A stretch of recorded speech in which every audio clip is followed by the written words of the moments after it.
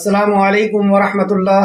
ان الحمد للہ نحمده ونستعینه ونستغفره ونعوذ باللہ من شرور انفسنا ومن سیئات اعمالنا من يهده اللہ فلا مضل له ومن يضلل فلا هادی له واشهد ان لا الہ الا اللہ واشهد ان محمدا عبده ورسولہ۔ رب اشرح لی صدری ویسر لی امری وحلل عقدۃ من لسانی یفقہوا قولی۔ ہر قسم کی تعریف اور شکر اللہ رب العزت کے لیے لائق اور زیبا ہے، جو ساری کائنات کو تخلیق بخشنے والا، جو ہر مخلوق کی ضرورتوں کا پورا کرنے والا ایک و تنہا ہے۔ درود و سلام ہو انبیاء اکرام پر، خصوصاً نبی مکرم رحمت للعالمین امام الانبیاء محمد رسول اللہ صلی اللہ علیہ وسلم پر، آپ کے اہل بیت پر، آپ کے صحابہ اکرام پر، آمین یا رب العالمین۔ معزز سامعین، آج انشاءاللہ سورہ انبیاء کی آیت نمبر 85 سے 85 سے کلاس رہے گی۔ اللہ رب العزت سے دعا ہے کہ اللہ رب العزت ہمیں صحیح معنوں میں قرآن مقدس کو سمجھنے، اس پہ غور و فکر کرنے، اس پر ایمان لانے اور عمل کے ساتھ لوگوں تک پہنچانے کی توفیق عطا فرمائے۔ وَإِسْمَعِيلَ اور اسماعیل، وَإِدْرِيسَ اور ادریس علیہ السلام، وَذَلْكِفْلِ اور ذوالکفل، کل سب، من الصابرین صبر کرنے والوں میں سے تھے۔ وَأَدْخَلْنَاهُمْ اور داخل کیا ہم نے انہیں، فی رحمتنا اپنی رحمت میں، انہم یقیناً وہ، من الصالحین صالح لوگوں میں سے تھے۔ وَظَنُّونِ اور مچھلی والا، اذ جب، ذہبا وہ چلا گیا، معاذباً غضبناک ہو کر، فظنّا تو اس نے سمجھ لیا، ان کے لن ہرگز نہیں، نقدرا ہم قادر ہوں گے، علیہ اس پر، فنادا تو اس نے پکارا، فی ظلماتی اندھیروں میں، ان کے لا نہیں، الہ کوئی الہ، الا مگر، انتا تو ہی، سبحانکا پاک ہے تو، انی بے شک میں، کنتو ہوں میں، من الظالمین ظالموں میں سے۔ فاستجبنا تو دعا قبول کر لی ہم نے، لہو اس کی، وَنَجَّيْنَاهُ اور نجات دی ہم نے اسے، من الغم غم سے، وَكَذَلِكَ اور اسی طرح، ننجی ہم نجات دیا کرتے ہیں، مؤمنین ایمان والوں کو۔ تو یہ دعا ایسی ہے جو ایمان والوں کو نجات دیا کرتی ہے، تو اس دعا کے ذریعے سے اللہ ایمان والوں کو نجات دیتا ہے۔ آئے تفسیر کی طرف۔ وَإِسْمَعِيلَ وَإِدْرِيسَ وَذِلْكِفْلِ كُلٌّ مِّنَ الصَّالِحِينَ اور اسماعیل اور ادریس اور ذوالکفل کو یاد کریے، یہ سب صابر تھے۔ صابر تھے یعنی صبر کرنے والے تھے۔ اس کے پہلے ہم نے ایوب علیہ السلام کے تعلق سے بھی پڑھا اور آپ کے صبر کے تعلق سے پڑھا۔ صبر کامیابی کی 4 شرائط میں سے ایک شرط ہے، جو سورہ عصر کے اندر بیان کی گئی، اور قسم کھا کر کے اللہ رب العزت نے بیان فرمایا، والعصر قسم ہے زمانے کی، ان الانسان لفی خسر کی سارا کا سارا انسان گھاٹے اور خسارے میں۔ کون بچے گا؟ جس نے ایمان لایا، الا الذین آمنوا وعملوا الصالحات وتواصوا بالحق وتواصوا بالصبر۔ یہ 4 شرائط ایک ساتھ ہونا ضروری ہے، ورنہ اللہ سبحانہ وتعالیٰ نے قسم کھا کر کے فرما دیا کہ وہ شخص گھاٹے اور خسارے میں ہے، یعنی دنیا اور آخرت دونوں اس کی تباہ ہونے والی ہے۔ یہ بہت عظیم صفت جو مومنوں کے اندر ہوا کرتی ہے، اللہ رب العزت ہم سب کے اندر یہ عظیم صفت کو داخل فرمائے۔ ایوب علیہ السلام کے تعلق سے جب ہم نے صبر کے تعلق سے پڑھا تو ایک حدیث ہماری نظروں سے گزری۔ نبی کریم صلی اللہ علیہ وسلم نے فرمایا، لوگوں میں سب سے زیادہ آزمائشیں انبیاء اکرام علیہ السلام پر آتی ہے، پھر نیک لوگوں پر، اور پھر ان لوگوں پر جو درجہ بدرجہ ان سے زیادہ قریب ہیں، یعنی جو جتنا زیادہ دین کے اندر ہوگا، جتنا زیادہ عمل ایمان اور عمل صالح والا ہوگا، اس کے پاس آزمائشیں اتنی ہی زیادہ آئیں گی۔ اور یہ مسند احمد کی حدیث ہے، جلد نمبر 1 صفحہ نمبر 172، اور تفسیر ابن کثیر نے بھی نقل کیا۔ تو یہ حدیث سن کر کے، پڑھ کر کے، شیطان ہمارے ذہن میں ایک وسوسہ بھی کرتا ہے کہ بہت زیادہ علم سیکھنے اور عمل کرنے کی ضرورت نہیں، جتنا زیادہ علم سیکھیں گے اور عمل کریں گے اتنی ہی زیادہ مصیبتیں آئیں گی۔ تو یہ وسوسہ ہے شیطان کی طرف سے، کیونکہ اگر ہم نے ایمان نہیں لایا، عمل نہیں کیا، علم حاصل نہیں کیا، عمل نہیں کیا، تو ظاہر سی بات ہے کہ ہمارے عقائد کے اندر بھی اور فرائض کے اندر بھی کوتاہی ہوگی، اور یہ کوتاہی عذاب کی مستحق ہم کو بنا دے گی۔ یعنی اگر ہم شیطان کے اس وسوسے میں آ گئے کہ جتنا زیادہ ہم نیک بنتے چلے جائیں گے اتنی زیادہ مصیبتیں اور پریشانیاں آزمائشیں آتی چلے جائیں گی، تو اب ہم ایسا کرتے ہیں کہ نیک کام کرنا بند کر دیتے ہیں، علم حاصل کرنا اور نیک کام کرنا بند کر دیتے ہیں۔ اگر ہم نے ایسا کیا شیطان کے اس بہکاوے میں آ کر کے، تو اگر ہم نے نیک کام کرنا بند کر دیا، علم حاصل کرنا چھوڑ دیا، تو پھر ہم عذاب کے مستحق ہو جائیں گے۔ تو اب ہم خود فیصلہ کر لیں کہ ہمیں آزمائش چاہیے یا عذاب چاہیے۔ نمبر 2، آزمائش جتنی زیادہ ہوگی انعام بھی اتنا زیادہ بڑا ہوگا۔ ہر اونچے اور بڑے مقام تک پہنچنے کے لیے بڑی آزمائشوں بڑے اگزام سے گزرنا ہوتا ہے۔ دنیاوی اعتبار سے بھی آپ دیکھیں، کسی بڑے مقام عہدے پر پہنچنے کے لیے بڑے بڑے اگزام کو فائٹ کرنا ہوتا ہے، اور جب بندہ ان اگزام کو فائٹ کرتا ہے تو بہت خوشی کے ساتھ کرتا ہے۔ جیسے کوئی ڈاکٹر بن رہا ہے تو 6 گھنٹے 7 گھنٹے پریکٹیکل کرنا، تھیسس لکھنا، اور صبح سے شام تک بغیر کھانے اور بغیر ناشتے کے دوڑ دھوپ کرنا، یہ سب چیزوں میں اسے خوشی محسوس ہوتی ہے۔ تو جب نیک بندے کے اوپر آزمائش آتی ہے تو اس کے دل میں خوشی محسوس ہوتی ہے کہ اس سے میرے گناہ دھل رہے ہیں، میرے رب نے مجھ پر احسان کر دیا۔ جیسے کہ کل کی کلاس میں ہم نے پڑھا تھا کہ ایوب علیہ السلام کہتے ہیں کہ اللہ تیرا بہت شکر ہے، یہ تیرے انعامات جو مجھ پر ہیں، اگر شیطان کو پتہ چل جائے، ابلیس کو پتہ چل جائے، تو وہ بھی مجھ پر حسد کرے گا کہ تو نے ان سب سے جن کی محبتیں اور رغبتیں میرے دل میں سما گئی تھی، ان دولت اور شہرت اور اولاد کی، ان رغبتوں کو تو نے ہٹا دیا، اس کو توڑ دیا۔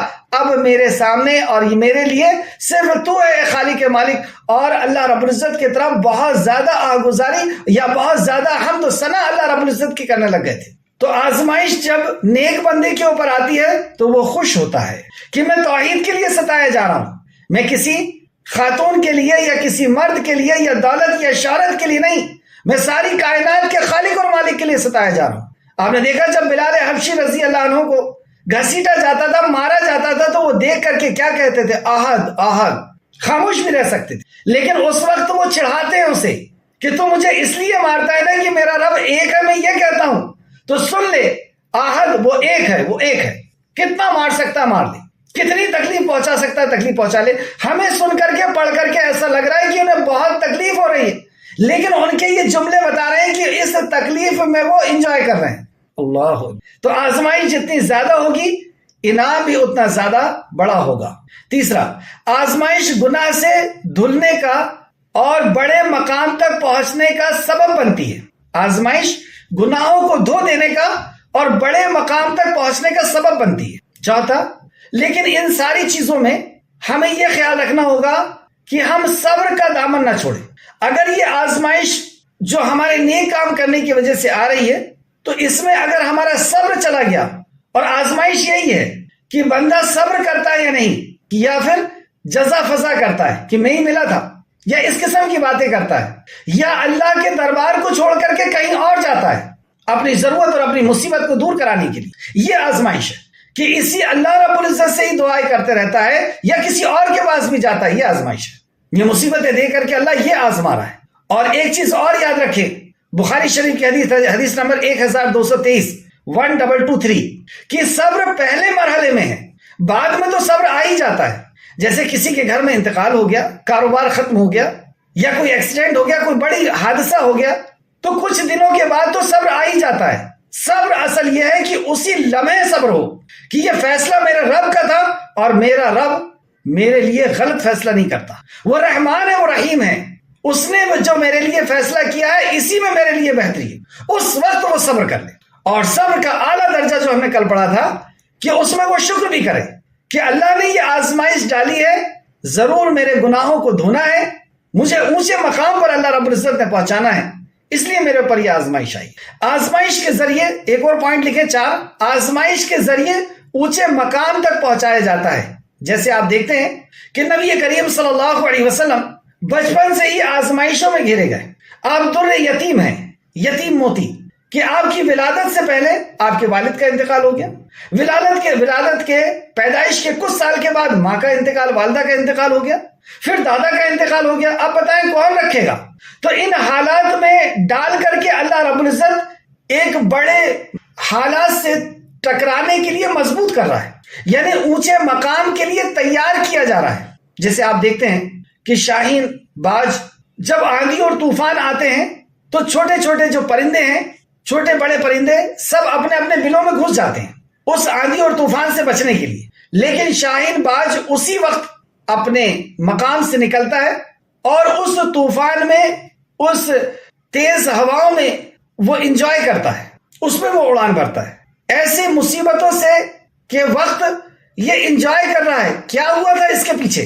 جب یہ پیدا ہوا تھا اور چند پر آئے تھے تو اس کی ماں اسے اوپر لے جا کر کے چھوڑ دیتی تھی، یہ لڑکھڑاتا ہوا نیچے آتا تھا اور جب گرنے ہی والا ہوتا تھا تو اس کی ماں پھر اسے پنجے سے پکڑ کر کے اوپر لے جاتی تھی اور پھر چھوڑتی تھی، اور یہی حالت ہوتے رہتی اور پھر آخر کار لے جا کر کے گھونسلے میں رکھ دیتی۔ دوسرا دن نکلتا، اسے کھلاتی پلاتی اور پھر لے جا کر کے اسی طریقے سے چھوڑ دیتی، اور جب وہ زمین سے ٹکرانے والا ہوتا تو پکڑ کر کے پھر لے جا کر کے گھونسلے میں رکھ دیتی۔ اس مصیبتوں میں کیوں ڈال رہی ہے ماں اسے؟ کیونکہ اسے ایک ایسا پرندہ بنانا ہے یا ایسا اسے اڑان بھرنے والا بنانا ہے کہ آندھی اور طوفان کتنی ہی سخت ہو یہ اس میں انجوائے کرے، اس کے اندر نیگیٹیوٹی نہ آئے یا یہ ڈپریشن کا شکار نہ ہو۔ تو اللہ رب العزت جب کسی کو بڑے مقام تک پہنچانا ہوتا ہے تو اسے آزمائشوں میں ڈالتا ہے۔ اور ایک چیز اور سمجھ لیں، اللہ سبحانہ تعالیٰ نے فرمایا لا یکلف اللہ نفسا الا وسعها، کہ اللہ سبحانہ تعالیٰ کسی کو اس کی طاقت سے زیادہ تکلیف نہیں دیتا، تو جو کچھ بھی تکلیف ہم پر آئی ہے وہ ہماری طاقت کے اندر میں، طاقت کے مطابق، وہ ہمارا رب ہے، خوب جانتا ہے ہماری طاقت۔ تو اس مصیبت اور پریشانی میں اس میں ڈٹے رہیں۔ چند باتیں نوٹ کر لیں۔ سب سے پہلا، جب مصیبت اور پریشانی آئے تو صبر کا دامن ہاتھ سے نہ چھوڑیں۔ اور صبر کیا ہے؟ صبر وہ ہے جس میں شکایت نہ ہو، ایک۔ دوسرا صبر وہ ہے کہ اللہ رب العزت کی توحید کو، اللہ رب العزت کی عبادت کو چھوڑ کر کے حاجت اور ضرورت پوری کرنے کے لیے کہیں اور نہ جائے، یہ صبر ہے۔ صبر کن کن مراحل پر کرنا ہوتا ہے؟ معصیت پر، گناہ کے کام پر صبر، اپنے نفس کو کنٹرول کرنا کہ یہ گناہ کا کام مجھے نہیں کرنا، یہ بھی صبر ہے۔ نیکی کے کام کرنے میں جب لوگ تانا دیں یا تکلیف پہنچائیں اس پہ صبر، اور تقدیر پر صبر۔ تو صبر پہلی چیز کہ پہلے مرحلے پر صبر ہے، بعد میں تو صبر آ ہی جاتا ہے۔ دوسرا، اللہ سے مدد طلب کرنا ہے، جب یہ مصیبت اور پریشانی آئے اللہ سے مدد طلب کرنا۔ تیسرا، استقامت اختیار کرنا ہے۔ چوتھا، اجر کی نیت رکھنا ہے کہ یہ جو مصیبت اور پریشانی آئی ہے اس سے میرے گناہ بھی دھلیں گے اور مجھے اونچے مقام و مرتبے پہ اللہ رب العزت فائز فرمائے گا۔ چھٹواں، پانچواں، اس مصیبت اور پریشانی کو ہٹانے کی بھی کوشش کرنا ہے۔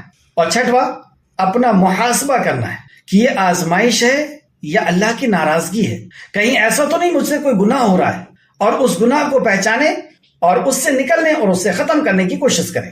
آخر میں، ہر بڑی کامیابی کے پیچھے بڑے امتحان ہوتے ہیں، بڑی پریشانیاں آتی ہیں۔ تو ہمیں اگر بڑی پریشانیاں آ رہی ہیں تو یہ سمجھ لیں کہ اللہ ہم سے کوئی بڑا کام ہو سکتا لینے والا۔ آگے چلیں، آیت میں پھر سے آئیں، آیت نمبر 85۔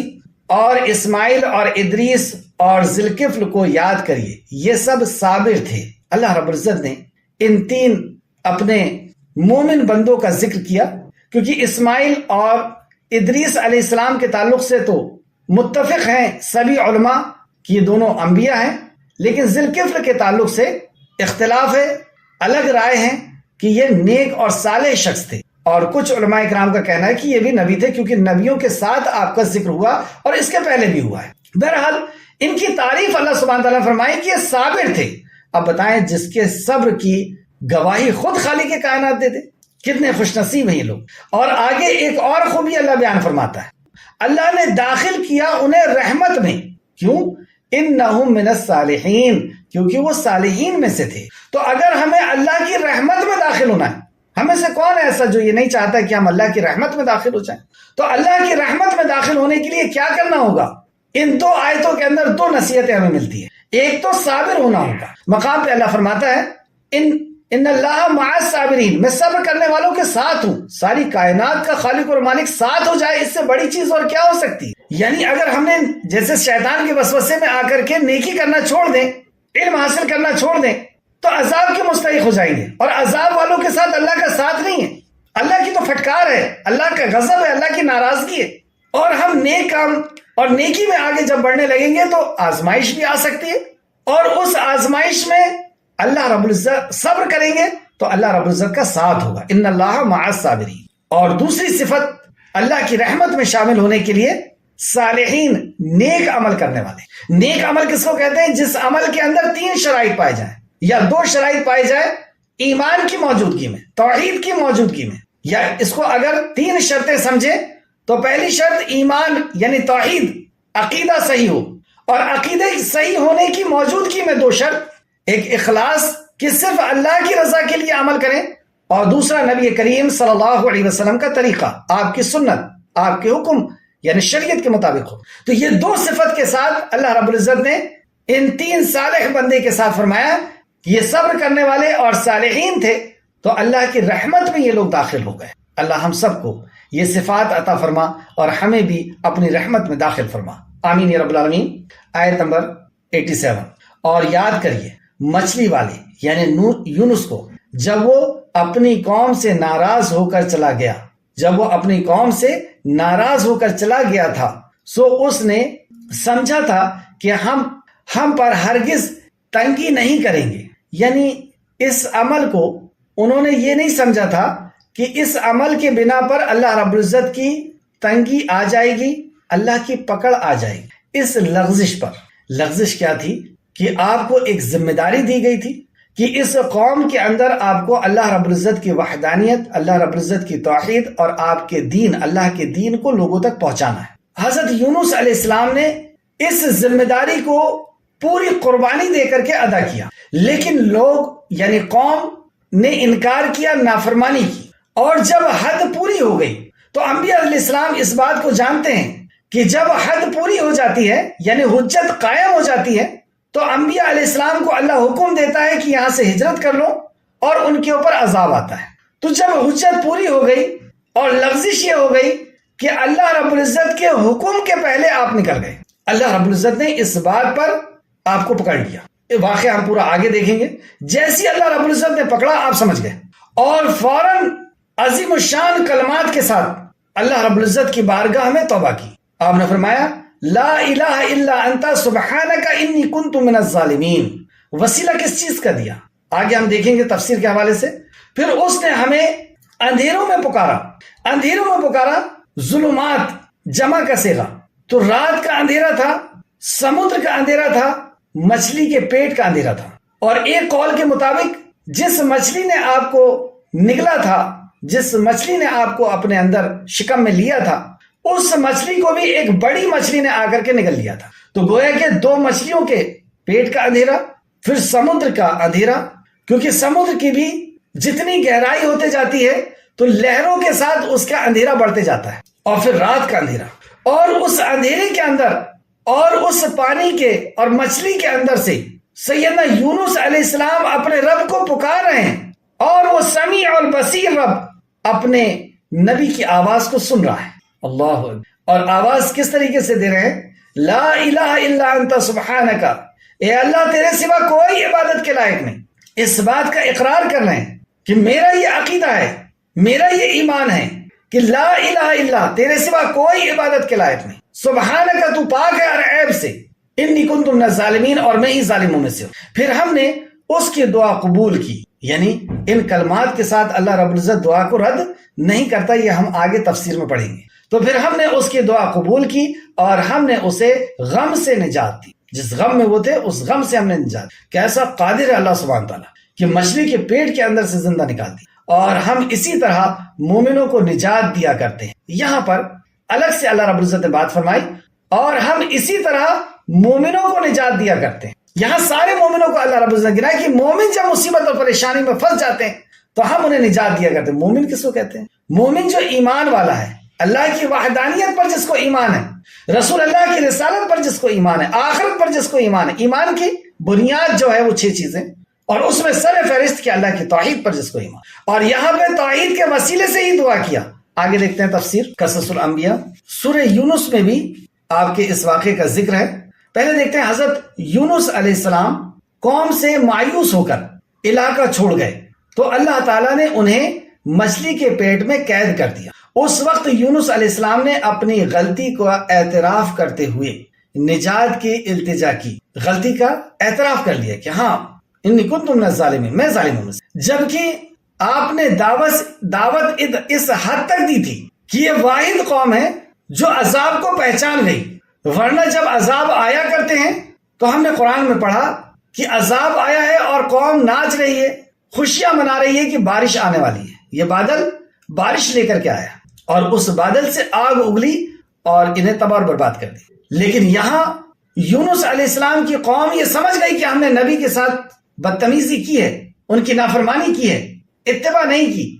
تو یہ جو بادل آ رہے ہیں یہ عذاب ہے, یہ ہمارے لیے کوئی رحمت نہیں ہے. اس سے کیا پتا چلتا ہے؟ اس سے پتا چلتا ہے کہ آپ کی دعوت کس حد تک حجت کو پوری کر دی تھی کہ یہ ایسی باشعور قوم ہو گئی تھی کہ انہوں نے عذاب کو پہچان لیا. اس کی تفسیر میں اور آگے دیکھتے ہیں. پہلے یہاں دیکھیں سورہ یونس آیت نمبر 98 میں اللہ فرماتا ہے, پھر کوئی بستی ایسی کیوں نہ ہوئی کہ ایمان لاتی تو اسے اس کا ایمان نفع دیتا.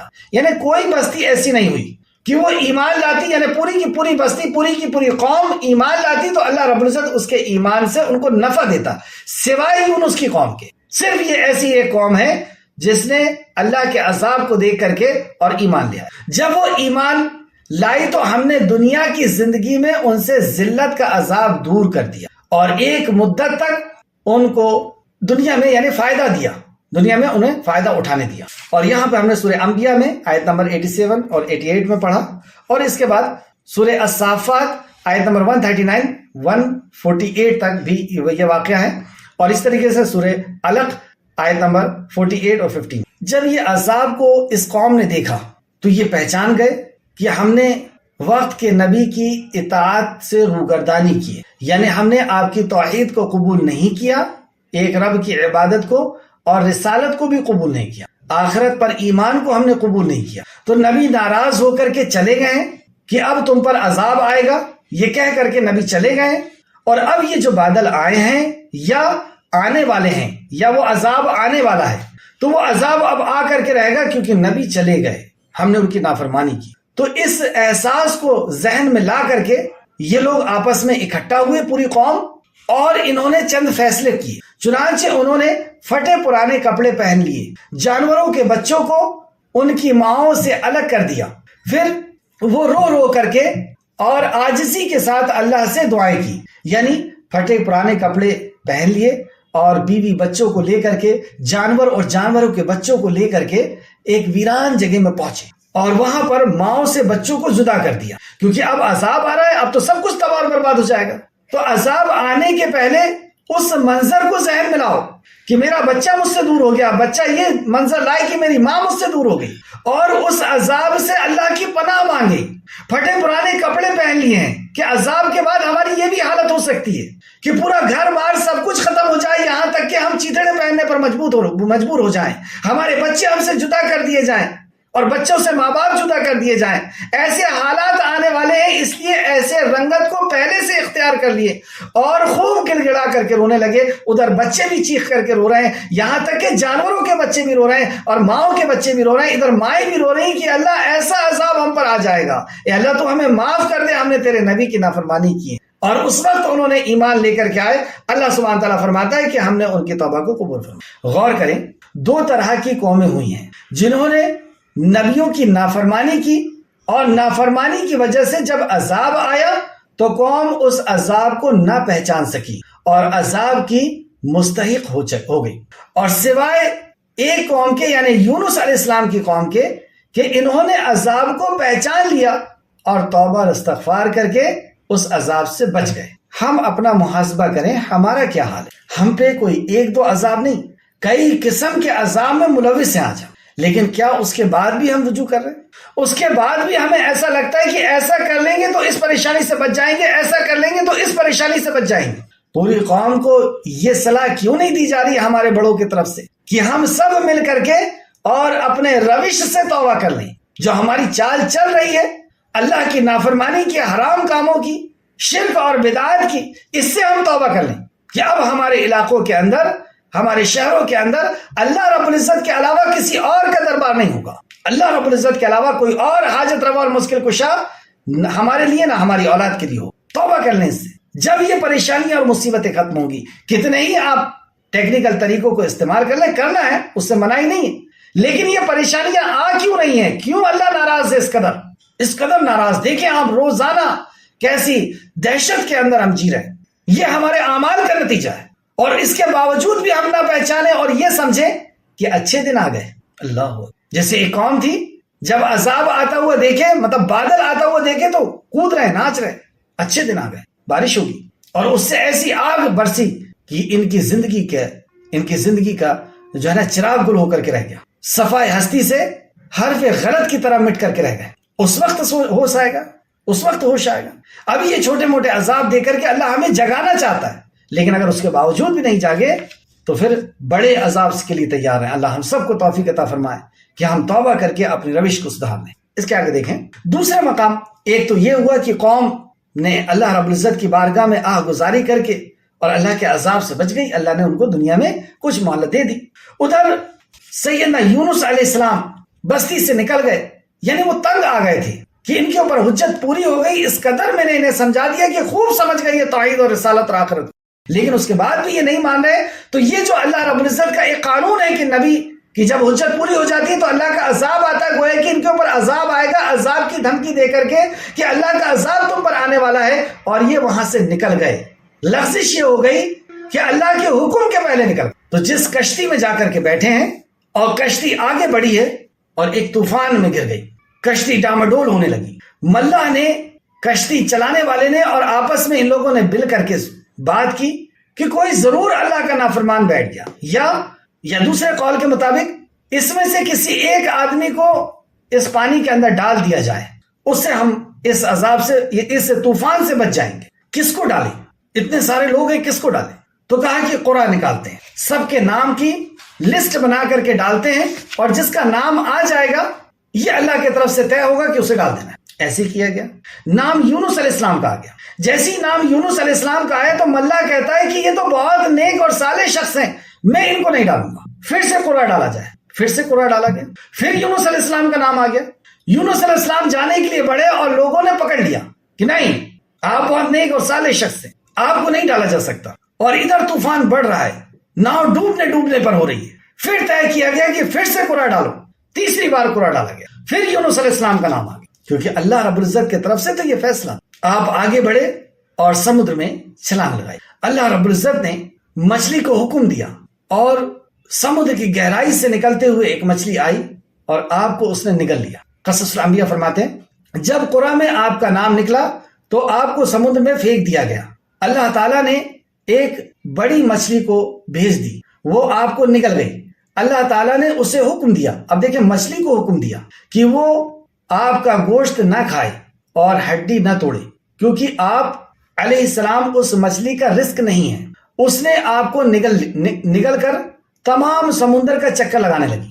کچھ علماء نے بیان فرمایا ہے کہ اس مچھلی کو بھی اس سے بڑی مچھلی نے نگل لیا تھا۔ اب جب آپ مچھلی کے پیٹ کے اندر چلے گئے اور سمندر کی گہرائی میں پہنچ گئے، تو جب آپ مچھلی کے پیٹ میں پہنچ گئے تو آپ نے سوچا کہ آپ فوت ہو گئے، لیکن آپ نے اپنے اعضاء کو حرکت دی، یعنی سر کو ہلایا، پیر کو ہلایا، تو اعضاء کو حرکت دی، تو اعضاء نے حرکت کی، تب آپ کو معلوم ہوا کہ آپ ابھی زندہ ہیں۔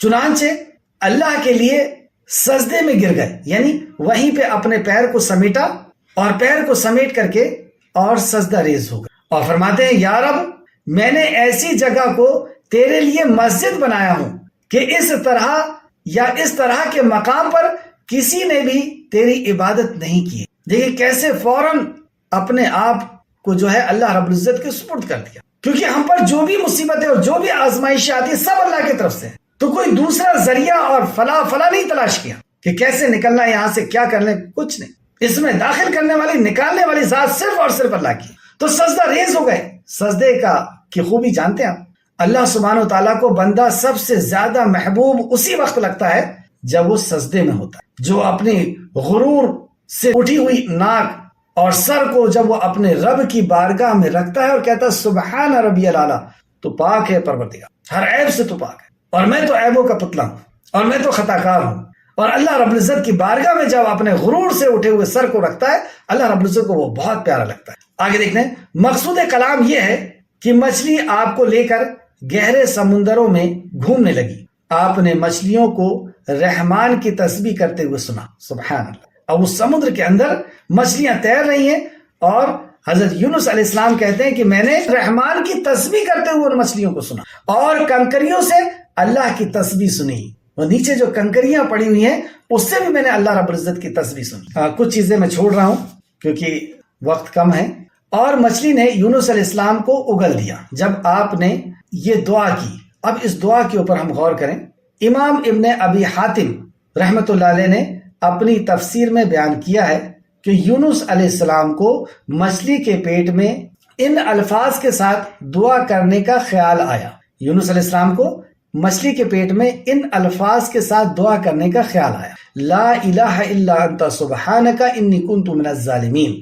اے اللہ تیرے سوا کوئی معبود نہیں ہے, تو پاک ہے. انی کنت من الظالمین, اور میں ظالموں میں سے ہوں, بے شک میں قصوروار ہوں. یہ دعا عرش کے نیچے جا پہنچی تو فرشتوں نے کہا, یہاں غور کریں, کیونکہ جب جو بھی ہم اللہ رب العزت کی بارگاہ میں اپنی عرضی پیش کرتے ہیں تو یہ اللہ کی بارگاہ تک پہنچتی, لیکن کچھ گناہ ہوتے ہیں جو ہماری دعاؤں کو روک دیتے ہیں. جیسے کہ نبی کریم صلی اللہ علیہ وسلم نے فرمایا, مظلوم کی آہ سے بچو, کیونکہ جب اس کی آہ نکلتی ہے تو بیچ میں کوئی چیز حائل نہیں ہوتی, وہ سیدھے اللہ رب العزت کے عرش تک پہنچتی. اسی طریقے سے باپ جب اپنے بچوں کے لیے دعا کرتا ہے, یعنی والدین, تو اللہ رب العزت اسے سنتا ہے.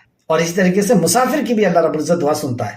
لیکن مظلوم کی آہ کے بیچ میں کوئی چیز نہیں آتی. اس سے پتہ چلا کہ کوئی چیز بیچ میں آتی ہے دعا کے, اور وہ ہمارے گناہ ہوتے. اس لیے جب ہم دعا کریں تو اپنے گناہوں کی بھی توبہ کریں. تو جب یونس علیہ السلام نے اللہ رب العزت کو پکارا تو وہ پکار اللہ رب العزت کے عرش کو جا پہنچی. تو فرشتوں نے کہا, لیکن فرشتے عالم الغیب نہیں ہیں, فرشتوں نے کہا, اے رب, ایک کمزور سی جانی پہچانی آواز کسی اجنبی مقام سے آ رہی ہے. نوٹ کریں, یا رب, ایک کمزور سی, یعنی ایک بہت کمزوری میں, بہت بڑی مصیبت میں کوئی پھنسا ہوا آواز دے رہا ہے, اور وہ آواز جانی پہچانی ہے. ایسا نہیں ہے کہ اس کے پہلے اس نے کبھی نہیں پکارا. یعنی ان حالات میں جب وہ اچھا تھا اس وقت بھی وہ پکارتا تھا, اس لیے تو یہ جانی پہچانی آواز. اور اجنبی مقام سے آ رہی ہے اللہ, یعنی ایسے مقام سے تو آواز نہیں آتی جیسے مقام سے یہ آواز آ رہی ہے. کتنی چیز پتہ چلی.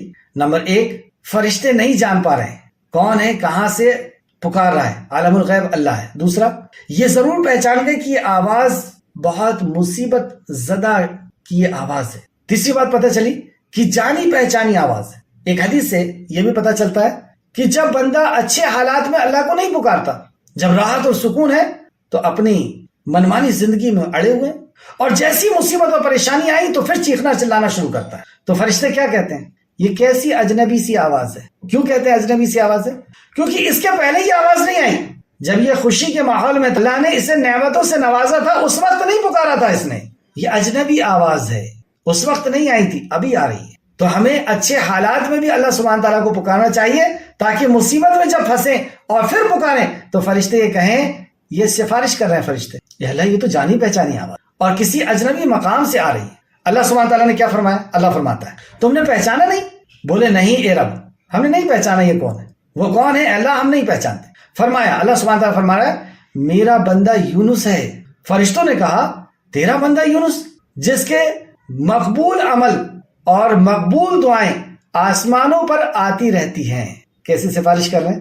اے اللہ, یہ تیرا وہ بندہ ہے جس کے مقبول اعمال, اللہ اکبر, نیک اعمال اور دعائیں آسمانوں پہ آتی رہتی ہیں. اللہ, یا اللہ, وہ رحمت کے ایام میں نیکی کرتا تھا, یعنی راحت اور سکون کے ایام میں, وقتوں میں وہ نیکی کرتا تھا. کیسی سفارش ہے؟ کیا تو ان پر رحم کر کے مصیبت سے نجات نہیں دے گا؟ کہ اللہ تو اس پہ رحم کر کے مصیبت سے نجات نہیں دے گا؟ اللہ نے فرمایا, کیوں نہیں. پھر مچھلی کو حکم دیا تو اس نے آپ کو چٹیل میدان میں پھینک دیا. تفسیر ابن ابی حاتم جلد نمبر 10 صفحہ نمبر 3228 3228. بعد میں اس حدیث پر اور غور کریے گا, بہت ساری نکات اس کے اندر نکلتی ہے. سب سے قیمتی بات یہ کہ راحت اور سکون میں اگر ہم نیک اعمال کریں گے اور اللہ رب العزت سے دعائیں کریں گے تو جب مصیبت میں ہم پھنس جائیں گے تو فرشتے یہ کہیں گے کہ اللہ, یہ تو جانی پہچانی آواز ہے, تو پکارا کرتا ہے تیرے کو, اس کے نیک اعمال بھی آتے تھے. اللہ, تو مچھلی آ کر کے جو ہے انہیں ایسے جگہ میں اسے ڈال دی جس کے تعلق سے آگے دیکھتے ہیں. اللہ تعالیٰ نے فرمایا, ہم نے اسے ڈال دیا, یعنی مچھلی کو حکم دیا, مچھلی ڈال دی بنجر مقام پر جس میں کوئی درخت نہ تھا, اور آپ بیمار یعنی کمزور تھے. جس وقت وہ پیٹ سے مچھلی کے پیٹ سے نکالے گئے بیمار اور کمزور تھے۔ ابن عباس رضی اللہ عنہ نے فرمایا وہ جو نوزائیدہ بچے کی طرح تھے، یعنی وہ بچہ جو بالکل چھوٹا ہوتا ہے ماں کے کوکھ سے آتا ہے، اس طریقے سے وہ تھے، وہ اتنے کمزور ہو گئے تھے۔ ہم نے اس پر ایک بیلدار درخت اگا دیا۔ متعدد صحابہ یعنی کئی صحابہ رضی اللہ عنہم و تابعین رحمت اللہ علیہ کا بیان ہے کہ یہ کدو کی بیل تھی۔ تفسیر الطبری جلد نمبر 12 صفحہ نمبر 122۔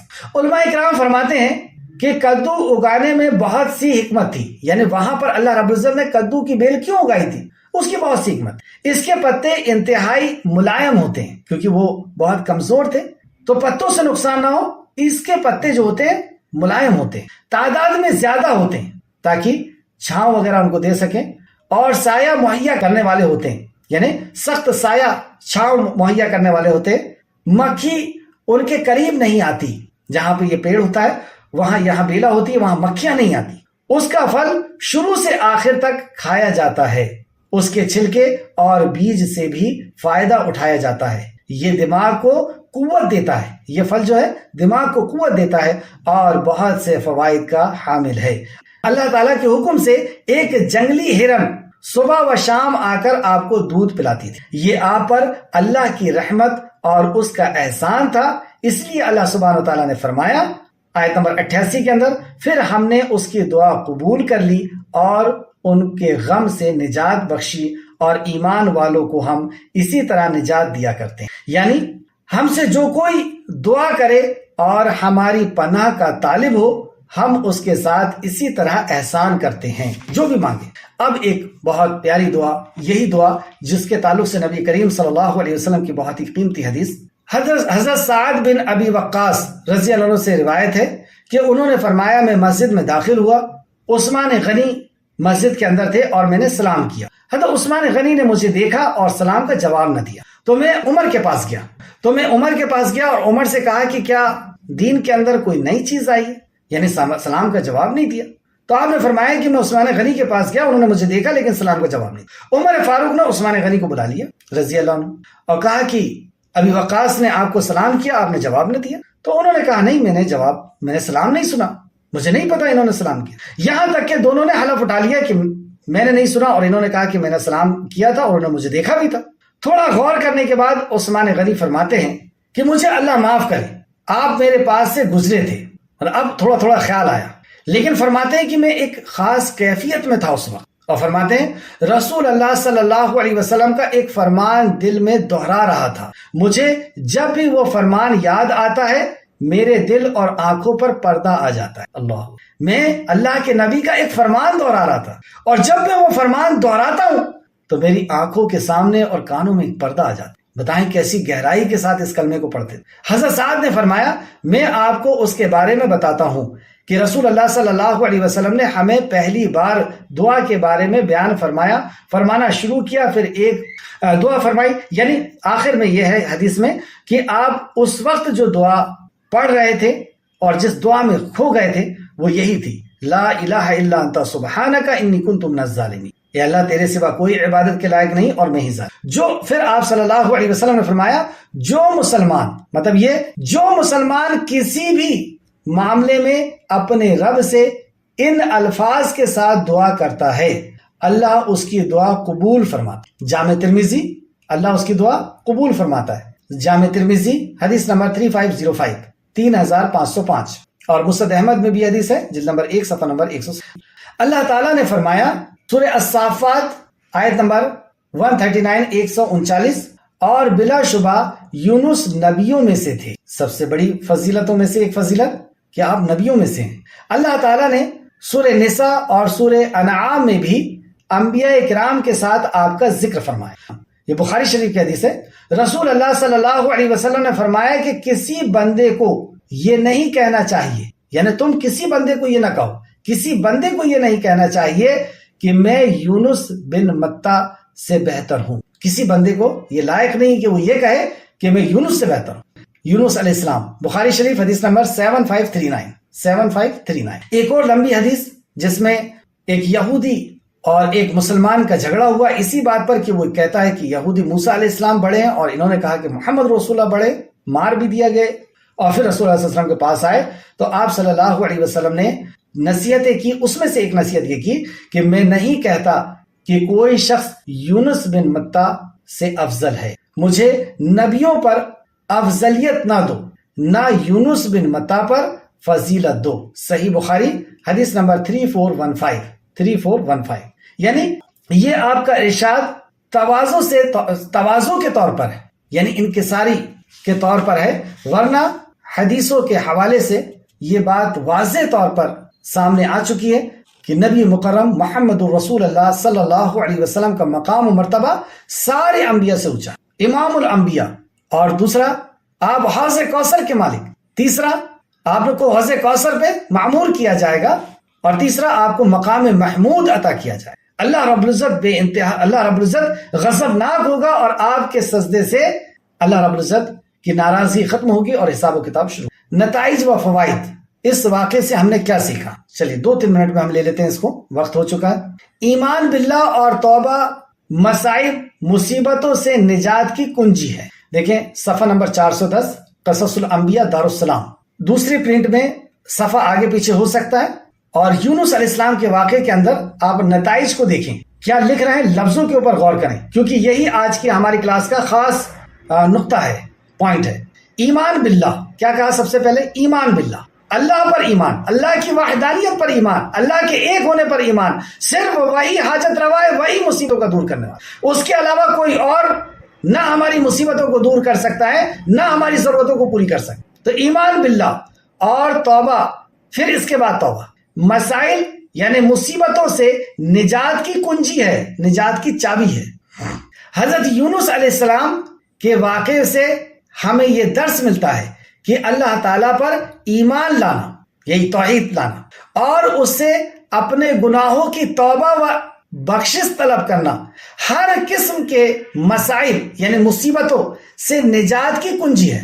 لہذا ہر تکلیف، دکھ اور پریشانی اور مصیبت میں رب العالمین ہی کو پکارنا اور اسی سے التجا کرنا چاہیے. تو کیا نتیجہ نکلا کہ اگر ہماری دعا میں، دیکھیں دعا کے لیے 3 وسیلے حدیث سے ثابت ہے. ایک اپنے نیک اعمال کا وسیلہ، دوسرا اللہ کی اسماء الحسنہ کا وسیلہ کہ اللہ تو رحمان رحم کر دے، اللہ تو رزاق رزق عطا کر. تو نیک اعمال میں سب سے بڑا نیک عمل کون سا ہے؟ توحید ہے. اور حضرت یونس علیہ السلام نے اسی وسیلے کو اختیار کیا، لا الہ الا اے اللہ تیرے سوا کوئی عبادت کے لائق نہیں، یعنی میں تیرے سوا کسی اور کو اپنی حاجت اور ضرورت کے لیے نہیں پکارتا. اگر یہ توحید نہیں ہے اور کوئی بندہ اس دعا کو پڑھ رہا ہے، لا الہ الا انت سبحانک انی کنت من الظالمین، میں ظالموں میں سے ہوں، تو گویا کہ وہ اللہ رب العزت کے سامنے دعویٰ کر رہا ہے جو جھوٹا دعویٰ ہے. جیسے نماز کے اندر کوئی بندہ کھڑا ہے اور کہہ رہا ہے، یا اللہ کی بارگاہ میں کھڑا ہے، اس عقیدے کے ساتھ کھڑا ہے کہ میرا رب مجھے دیکھ رہا ہے، ہاتھ باندھ کر کے کھڑا کہہ رہا ہے ایاک نعبد و ایاک نستعین، میں تیری ہی عبادت کرتا ہوں، تجھی سے مدد چاہتا ہوں.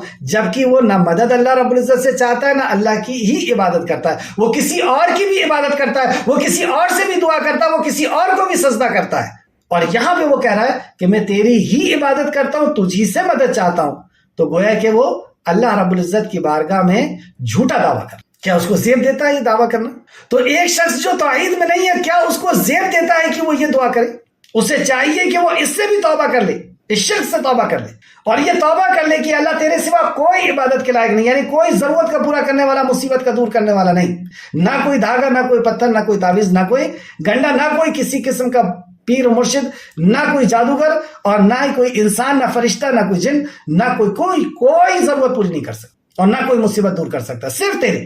جب یہ توحید آ جائے گی اور اس توحید کی آپ وسیلہ بنائیں گے، لا الہ الا انت، اے اللہ تیرے سوا کوئی عبادت کے لائق نہیں، تیرے در پر ہی میرا سر جھکتا ہے، تیرے در پر ہی میرا ہاتھ پھیلتا ہے، تو ہی میری مصیبتوں کو دور کرنے والا ہے. اور پھر وہ کہتا ہے اے اللہ میں نے قبول کر لیا میرے گناہوں کو. تو اللہ رب العزت اس دعا کو رد نہیں کرتا. دوسری، جیسے کہ رسول اللہ صلی اللہ علیہ وسلم نے فرمایا کہ جو شخص کے ساتھ اپنے کسی معاملے میں مصیبت یا دکھ سے نجات کے لیے دعا مانگے، اللہ تعالیٰ اسے قبول فرماتا ہے. یہ نبی صلی اللہ علیہ وسلم کا فرمان ہے کہ جو یہ دعا کرتا ہے اللہ رب العزت اسے قبول فرماتا ہے. صبر کا عظیم درس اس واقعے سے ہمیں ملا. صبر کا عظیم درس۔ حضرت یونس علیہ السلام کے قصے میں داعیان اسلام کو صبر کا ثواب اور عزم و حوصلے کا درس ملتا ہے۔ داعیان توحید یعنی توحید کی دعوت دینے والے وہ رسالت سے درس ملتا ہے، اس رسالت سے درس ملتا ہے کہ انہیں ہمیشہ ثابت قدم رہنا چاہیے، ثابت قدم رہتے ہوئے اپنے مشن جاری رکھنا چاہیے، یعنی توحید کی دعوت جاری رکھنا چاہیے۔ جلد بازی اور عجلت کے مکمل اجتناب کرنا چاہیے کہ اب ان کو توحید نہیں سمجھ میں آئے گی، چھوڑ کر کے چلے گئے، ایسی عجلت سے اپنے آپ کو بچانا چاہیے۔ اگر وقتی طور پر لوگ دعوت توحید کو قبول نہ کریں، ایمان باللہ کی طرف راغب نہ ہوں یا داعیان کے ساتھ تواضع اور ان کی تائید نہ کریں تو انہیں دل برداشت نہیں ہونا چاہیے، یعنی جلد بازی کا شکار نہیں ہونا چاہیے۔ انہیں میدان دعوت میں فرار کا سوچنا نہیں چاہیے، ایسے وقت میں ان کو دعوت کے میدان سے فرار کا نہیں سوچنا، بلکہ اس مشن کے لیے ہر قسم کی تکلیف کو باعث اجر سمجھتے ہوئے قبول کرنا چاہیے۔ اللہ رب العزت ہمارے پیارے نبی صلی اللہ علیہ وسلم کو تسلی دیتے ہوئے فرماتا ہے، سورہ احقاف آیت نمبر 35، اے پیغمبر تم ایسا صبر کرو جیسا عالی ہمت رسولوں نے کیا، اور اس کے لیے جلدی نہ کریں، مطلب ان کے عذاب کے لیے جلدی نہ کریں۔